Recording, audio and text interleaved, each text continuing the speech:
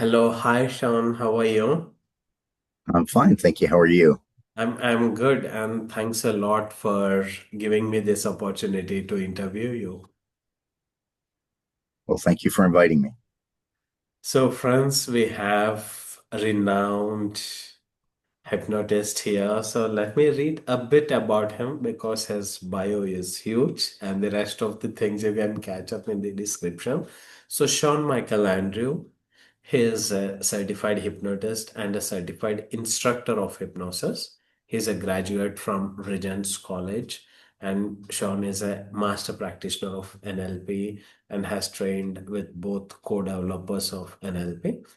And Sean also has authored two books, Who Me and Street Hypnosis.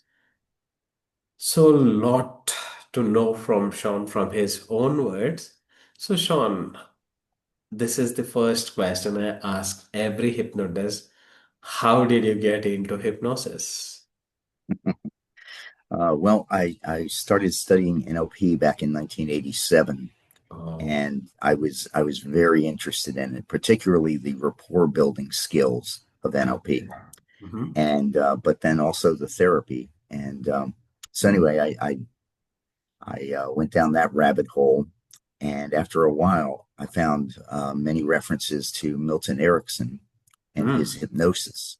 So then I began studying Ericksonian hypnosis, Mhm. and um, and then in 2005 I met an instructor who many considered at the time to be the best hypnosis instructor in the world, which was Gerald Kine, and Mm. uh, and he introduced me to Elman hypnosis, Dave Elman's methods of hypnosis, and then from then on it just snowballed.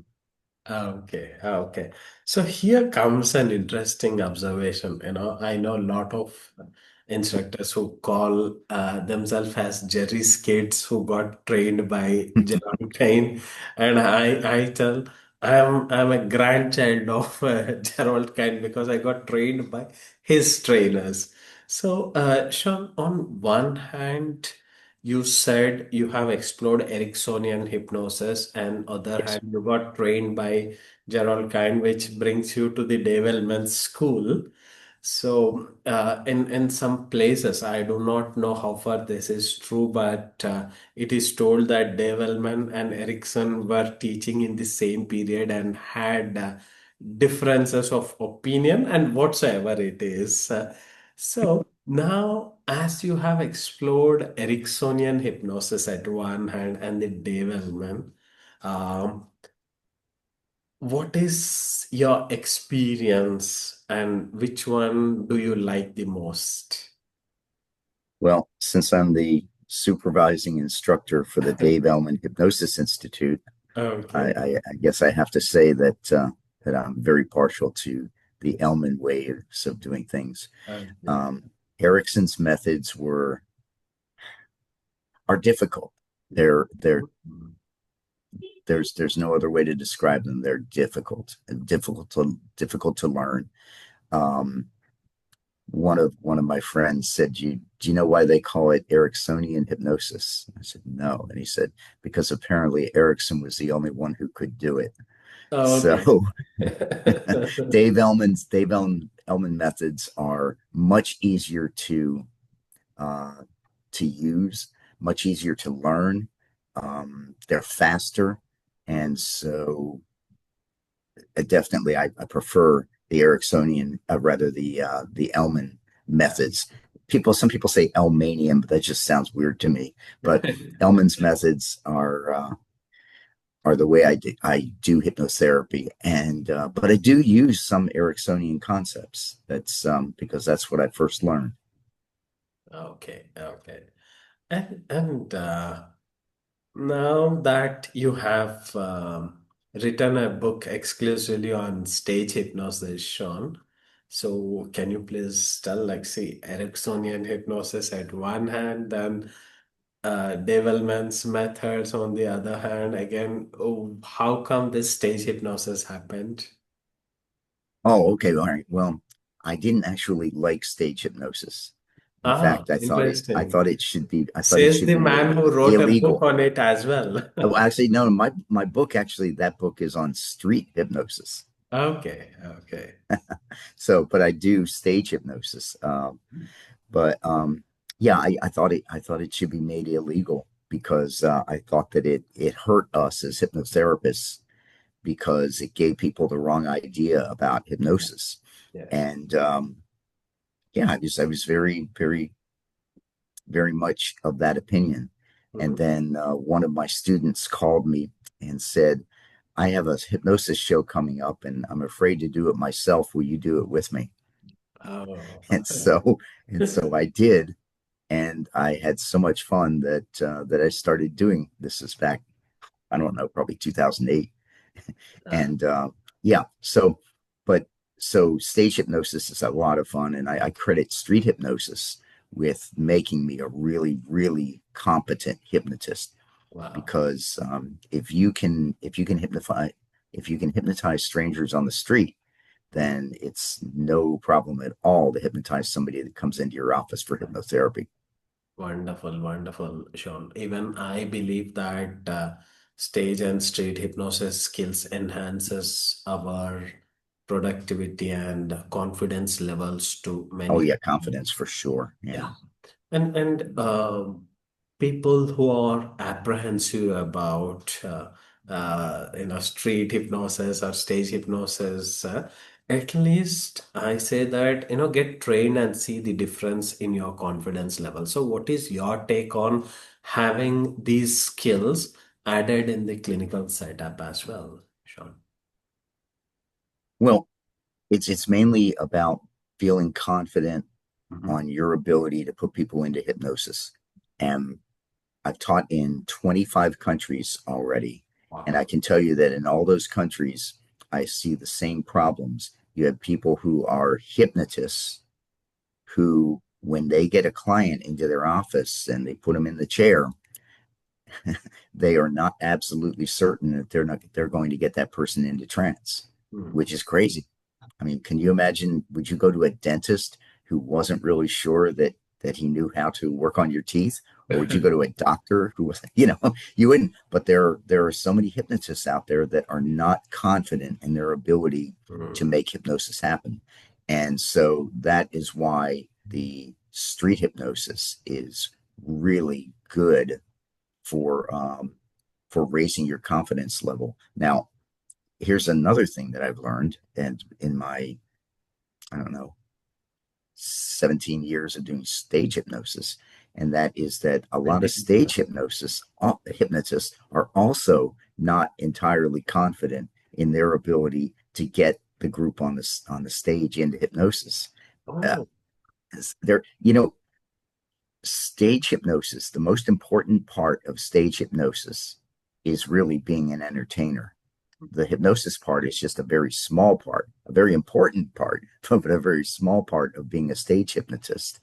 And so when I got into hypnosis, I didn't have to worry about the confidence about my ability to hypnotize people. There's no doubt in my mind. If I bring you up on stage, I'm going to hypnotize you. There's absolute that's going to happen. So I didn't have to worry about that. What I had to worry about was the more difficult part in my opinion, and that is being an entertainer. Mm. And that's a different skill set. Wonderful. Wonderful. Thank you, Sean. And Sean, Dave Elman, if anyone knows about Dave Elman or any other stuff, at least they are aware of Dave Elman's induction. Okay. So before you were introduced to Dave Elman's induction, what were you using? And when you came across for the first time about this Dave Elman's induction, how did you feel? What was your experience like? Well, NLPers like to consider themselves hypnotists, and some of them are, but most of them are not. And they use Erickson's techniques to I guess they say something like produce a nice trancy state, Mm. which is it's not. It really isn't.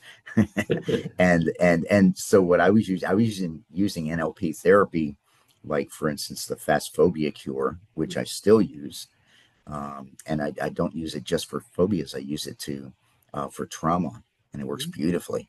So I was using things like the fast phobia cure and anchoring and things like that, and I was really loving that and my ability to help people. But then I took an NLP course in, I guess it was 2004, something like that, where they included the Dave Elman induction. Hmm. And that was the first time that I had ever really gotten somebody into hypnosis, and it was amazing, and I loved it. And that was my introduction actually to the Dave Elman techniques. And the first person I ever really hypnotized was using the Dave Elman induction. Wow. So it's like your first love. Yeah, oh yeah, definitely. Okay. So what is so special about development's induction, Sean? If I have to ask as a layman, so what would be your Okay, I understanding experience on? okay. There are only, in my view, there are only about three or four different types of inductions. Mhm, There are shock inductions. mhm. There are confusion inductions. Oh, we're about to hear my dog bark here. No, that's Tell you wonderful. what, let's cut here for just a moment. I'm going to close the door. So, Sean, could you please share what is so special about Elman's induction and why it is given so much importance? Why did it become so popular? So that a layman who doesn't have any experience about it, could you please give some explanation around it? Sure. I'd say that it's, in my opinion, it's the best way to get someone into a trance. It's the Hmm. best way to make hypnosis happen. It is quick. It only takes 3 minutes to do. It is adaptable. It can be used one on one in a therapy situation. It can be, you can hypnotize a group of people, as big a group as you like with it. So it's a great group induction. It's a great stage induction. That's what I Hmm. use when I do stage shows. And it's, and it works beautifully on Zoom. Ah, Zoom. So, so it's very, very versatile. Um, Now, in my opinion, there are only four types of inductions. There are Mhm. shock inductions, Okay. there are confusion inductions, Mhm. there are uh, progressive muscle relaxation inductions, which are, it's that's the most popular induction in the world. Uh, as I mentioned, I've taught in 25 countries, and in all those countries, the most popular induction is the progressive muscle relaxation induction. And then there's a hybrid induction, and that is what Elman is. And Mhm. it combines relaxation, it combines testing. It has very a lot of elements squeezed into that 3 minute induction, Yes. and it's, I think it's my favorite induction, and I use it all the time. So that's my take on the Dave Wonderful. Elman induction, the most effective way to make hypnosis happen. Wow, wonderful, wonderful. And Sean, apart from induction, say development means there is Mhm. like this is induction comes into the mind. Apart from that, what all is development's work about, and what all did he teach? How did his work evolve? Could you please talk a little bit more? Because many people just know about the induction part, but what about the others stuff? What are his gifts to this field? Oh, oh yeah. Well, I mean, in 1949 through 1963, Elman taught thousands of physicians and dentists how to do hypnotherapy. Hmm. And he taught them how to deal with pain, how to deal with fears and phobias, how to just anything you can think of with uh, that you can use hypnotherapy for.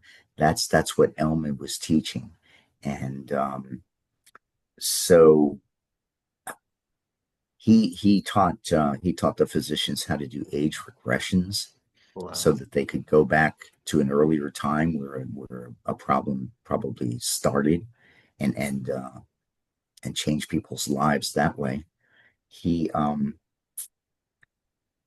migraine headaches. He actually had two migraine headache cures, one that involved age regression, and the other one that did not, which we just found in a recording of Dave Elman. It wasn't even in his book, but we found this a couple of years ago, and I've been experimenting with it. It seems to work really well. Um, so I'm I've only taught this in Germany. I haven't taught this anywhere outside of Germany, but it's amazing. And I just found it in a recording. And nobody even knew he had it. So yeah, he was a pioneer.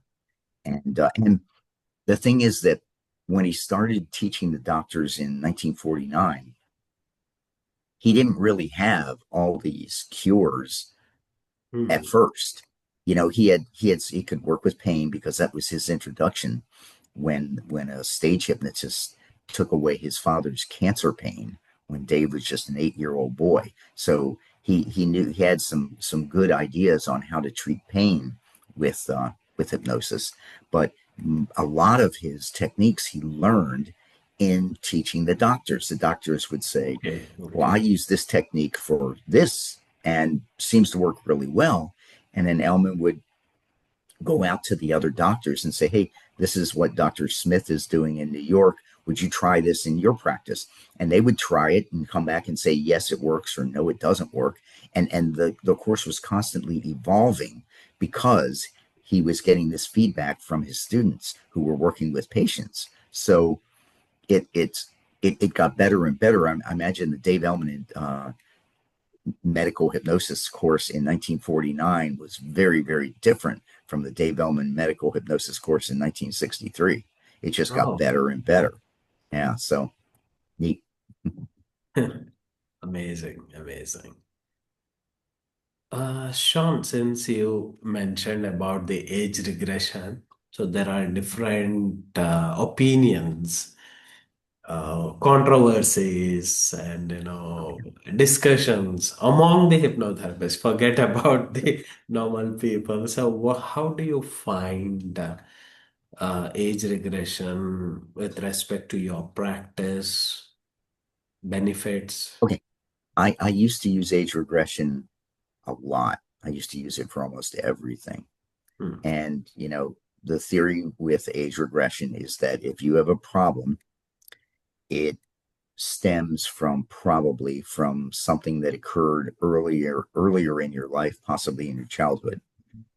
So the idea is you go back to find the cause, the initial cause of your problem, Hmm. and then you do therapy on that possible child or whatever, that earlier person. Do therapy on them to get them to understand what's really going on, to get forgiveness, and it's that's just standard therapy.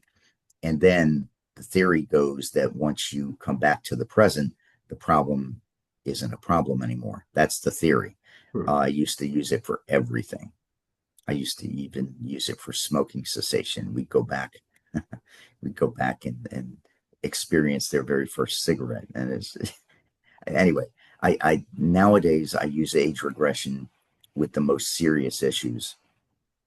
What I'll do is I'll try direct suggestion therapy first. And then if that's working, then it's fine. We just continue with that.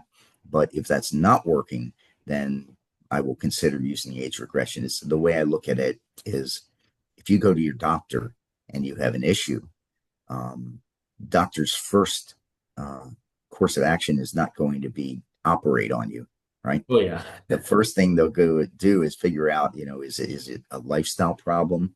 Okay, you could change that. Is it maybe we need to maybe there if it's a physical thing, maybe some kind of physical therapy, maybe some kind of medication would do the job. And when all these fail, then they start looking at doing an operation. And that's the way I treat age regression. It's we try the other things that I know can be effective. We try them first, and if they're not effective, then we start thinking about doing an age regression. Wonderful, wonderful. Thank you.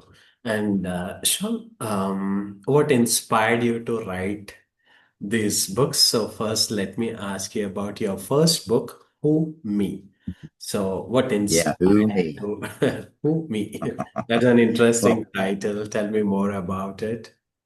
and I'll actually I'll send you a copy of it Oh, sure. if you don't Thank you. already have it. I'll send because it's out of print right now, but I'll send you a PDF of it. Sure. So, um,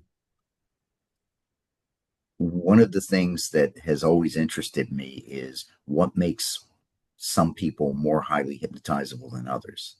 Wow. You know, Wow. some people are just better. As a matter of fact, even some ethnic groups Mhm. are better. For instance, um, people from the Indian subcontinent tend to be more highly hypnotizable than Northern Europeans, Okay. and and I don't know why.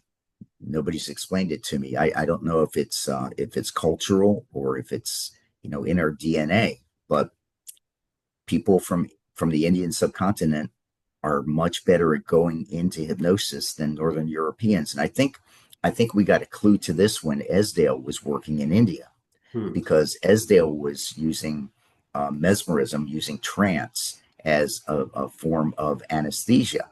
And it worked really, really well in India. But he came back to the UK and it didn't work so well.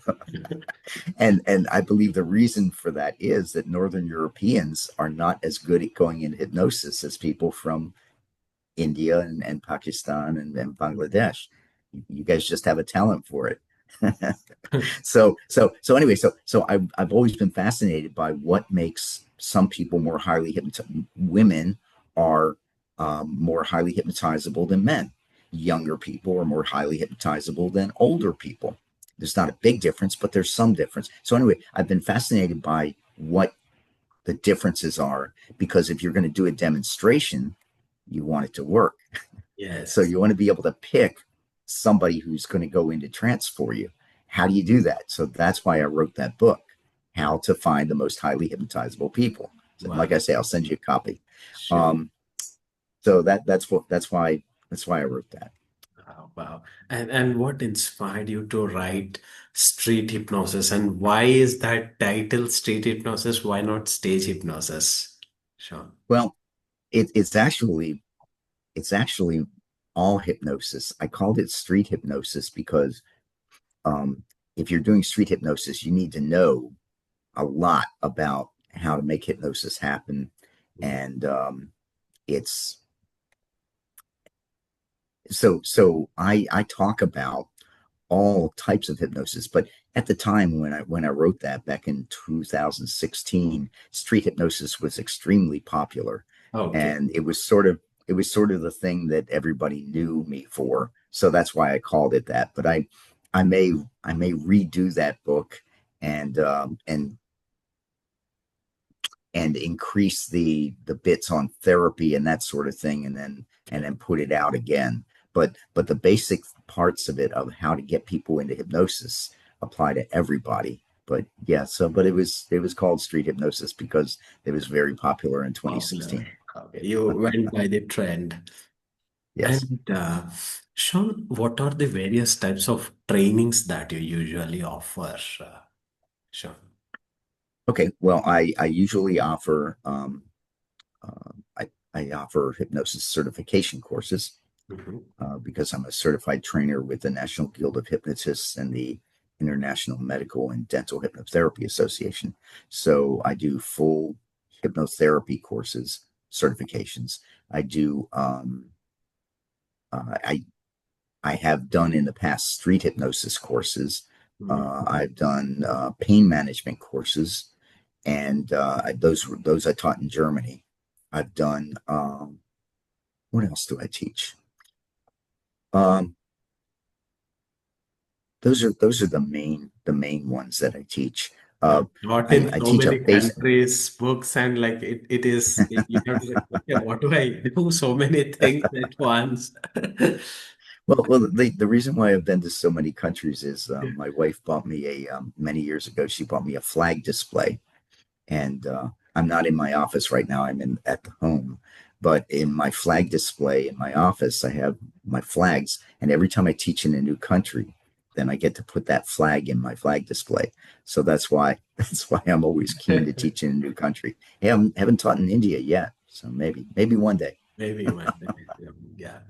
And Sean, I saw this product on your website, the DVD which contains all the inductions, etc. So could you please talk about this digital products that people can buy from your website?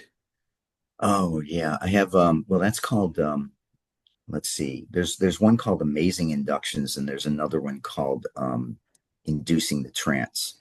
And Inducing the Trance is probably the one you're talking about. Yeah.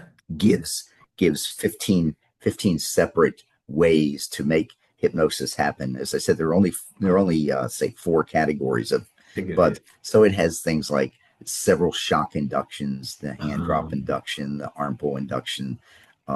It has the progressive muscle relaxation induction, the Dave Elman induction. Um, yeah, just 15 different ways. wow. Dr. Flowers induction. There are many different ways, different inductions out there, and all of them work. Some of them work better than others, but yeah. So there's that one, Yeah. and there are a bunch of other products, but they're uh, they're available on Gumroad in downloads. Okay. Okay. And Sean, now, just from the person who doesn't know anything about hypnosis and wants to Mhm. make career.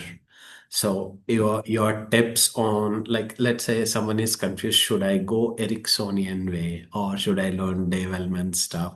Should I get into regression or not? So many types of inductions. Oh my God, some people are telling about stage hypnosis skills, street hypnosis skills. In a nutshell, if someone wants to make a career from starting to, like, let's say 6 months from now, 1 year from now, how should they plan their career path where they are building the skills, confidence, and then are able to establish in this industry successfully? So, Okay, what would be your road path to the success, and what kind of skills they should pick up on their way to okay, journey of being hypnotherapist? okay. It's interesting. Most people come to hypnosis later on in life. It's very rarely a first career, Hmm. which is kind of good because then you have some life skills and but I would say take a good certification course. That's the first step. And I would go for one that is more in the Elman model because it's easier to learn. It's easier to get good at. So certification course and find a good instructor. But nowadays, I got lucky. My first real hypnosis instructor turned out to be the best one in the world, you know. So I got lucky. But because there was no internet back when I don't remember. There was the internet, but when I started in hypnosis way back when. But anyway, so but that's you have access to that. You can search and you can find out about any instructor you're thinking about taking a class with and see what their students have to say. Um, do they have testimonials? Check them out. Ask them if they can put you in touch with some of their former students. And and if they're a good instructor, they will. And and so listen to what their former students have to say about them. And I would say, I mean, you can research an instructor and find out whether he or she has been around, what they've done, what their training is. You can find out so much about an instructor, the way they run their courses, and then also find an instructor who their philosophy sort of meshes with yours. Hmm. Some Mm. Some hypnosis instructors are more to the spiritual side. Some Yeah. are more to the scientific side, and Yes. it depends on what appeals to you. And so I think that using the internet, you should be able to find a really good instructor for you and Mm. take a certification course. That's step one. Step two is work with people who know how to run a business. There are a couple of really good people out there who who hold courses. There are many that hold courses on how to run your hypnosis business, but a few of them are very, very good. Check into them because most hypnotists fail not because they're not good hypnotists. They fail because they're not good at running a business. Mm. And so get that. That's the second step. Get advice on how to run a successful hypnosis business. And Mm. then, wow, I mean, there's no limit to how successful you can be. Uh, but Mm. that certification course is very important, and so is the business part of Mm. it. Wonderful. Thank you very much, Sean, for your time. It was like this itself, I can say, as a mini training on understanding various aspects of hypnosis and lots of myths around it. Even now, like, is it black magic? Is it this? Is it that? Oh my God. So that's the reason. One of my interests is to interview different people so that all this social stigma is removed around this wonderful modality, and lot of people would enter, get at least benefited out of it. So thanks a lot for your time. It was wonderful talking to you, Sean. It's very nice talking with you. All right, you take care. Thank you.